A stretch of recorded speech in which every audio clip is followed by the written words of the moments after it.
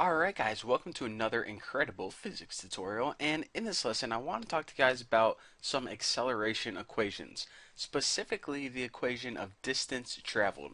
Because in the last tutorial we were talking about tuna cans falling from buildings, and I told you guys that acceleration stays the same, but speed increases. But I never told you guys how far that tuna can traveled from the top of the building. So I want to show you guys the formula of how to calculate distance traveled. So distance traveled, we'll just say it's d. Let me change my pen size here. Okay, so distance traveled is equal to the original velocity, and I'll write this v with a subscript of o, times time. Now the time is the time passed. So if that tuna can fell for 3 seconds, you would put 3 right here. If it fell for 16 seconds, t would be equal to 16, so on and so forth. Now you take that and you add it to 1/2 acceleration. Now, whenever we calculate acceleration or distance traveled of things falling, the acceleration, like I said, is always 9.8 meters per second squared. So just remember that this is always going to be 9.8 times time passed squared. So let's say, I know this is indeed a confusing equation, but let me go ahead and give an example and hopefully I can clear things up. So let's calculate how far the tuna can traveled after falling for 1 second. So after 1 second, what was the distance? And whenever I say how far, I mean the distance from the top of the building. So let's go ahead and solve this baby. Distance equals original velocity. So what was the original velocity of that tuna can? Well, it was 0. It started out not moving at all. It just started out in our hands. Now, basically, the time passed, it really doesn't matter because check this out. Whenever you have time passed, even though it was after 1 second, anything you times by 0 is going to be 0. So whenever the original velocity is 0, this part of the equation is always equal to 0. So we can go ahead and multiply this by 1 and go ahead and put that in a little bit neater parentheses. But the fact of the matter is this is always going to be 0 whenever your original velocity is 0. So now what we need to do is we need to add 1/2 acceleration. Now acceleration of gravity is always 9.8, and I'll just throw that into parentheses, and time passed squared. So the time passed is 1, and I'm going to square that. So if you go ahead and figure all this out, it's basically this. 1 squared is 1, so it's basically 1/2 times 9.8. So the distance traveled of that tuna can is equal to 1/2 times 9.8. So the distance traveled after 1 second is 4.9.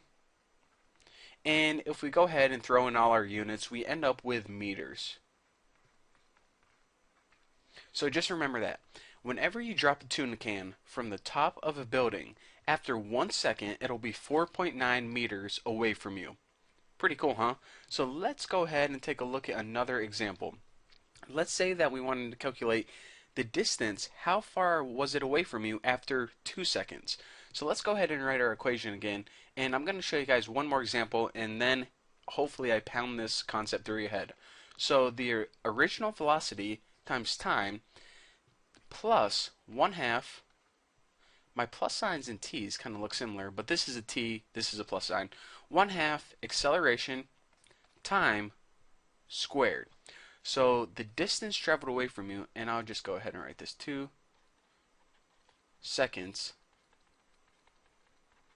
Distance equals question mark. So let's go ahead and calculate, crunch some numbers. So basically, what I say after 2 seconds, so the original velocity is still 0, and we can go ahead and times that by the time passed, which is 2, but this is going to give us 0 nonetheless. So that basically all cancels out. Don't even worry about that, that's 0. What we do want to do is add 1/2 acceleration, which is 9.8, times time squared. Now this time what we do is we have 2 squared, and 2 squared equals 4. So the distance traveled after 2 seconds equals 1/2 times 9.8 times 9.8 times 4. Why? Because 2 squared is 4. So if we go ahead and calculate that baby just like that, I think we end up with 19.6 meters. Let me double check. 8 times 4, 6. Yep, 19.6 meters. So again, if you are standing on the top of a building and you drop a tuna can and it falls for 2 seconds, after 2 seconds, that tuna can is going to be 19.6 meters away from you. So after 1 second, of falling, it is going to be, what I say, 4.9? 4.9 meters. And after 2 seconds, it's going to be 19.6 meters. Now there you go, that is how you calculate the distance traveled whenever you have these pieces of the puzzle right here. Now what I want you guys to do for homework is calculate, after 8 seconds, if your building was that tall, how far would the tuna can be away from you? And the first person to come up with the correct answer is the winner. So leave a comment on this video with your answer and we'll see who the smartest YouTuber is out there. So thank you guys for watching, don't forget to subscribe, and I'll see you guys in the next video.